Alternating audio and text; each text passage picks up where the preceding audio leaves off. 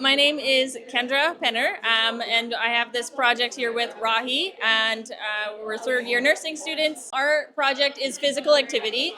So we noticed that from Stats Canada, there's only 37.6% of children in the age range between 5 and 18 years old that they're doing less than 60 minutes of physical activity per day. So that is the guideline. It's moderate to vigorous, so it can include anything. It has significantly declined in the last couple of years, so we just wanted to talk about how important it is for childhood development and how it affects the body. So it affects your physical health and your mental health. So we started off with what is considered effective physical activity for children. It can include anything. So it's not specific exercises. It doesn't have to be structured, repetitive, or any kind of intentional activities. It can be anything that moves your body, anything that moves your muscles, moves your bones.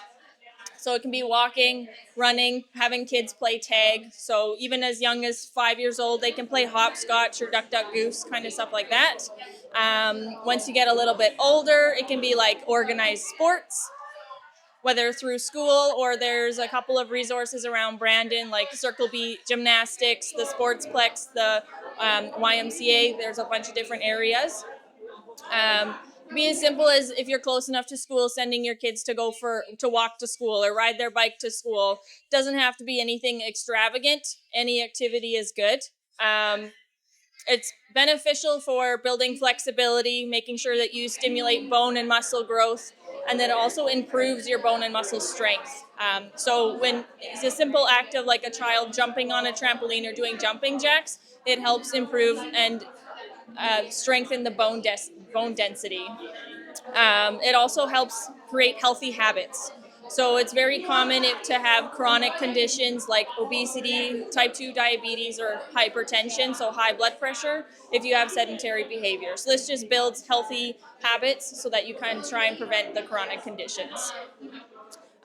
For the mental health aspect of it, so it's helping you with improving your mood, your focus, and your memory. And by doing that, if you have physical activity, it increases your happy hormones. So it's your serotonin, your dopamine, and your endorphins.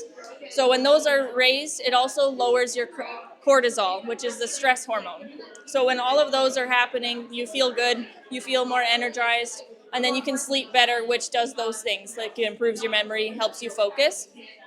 There is also a connection between physical activity and reducing the risk of Alzheimer's. So there's a protein in the brain that if you are physically active, it decreases the chance of getting Alzheimer's, which is really good.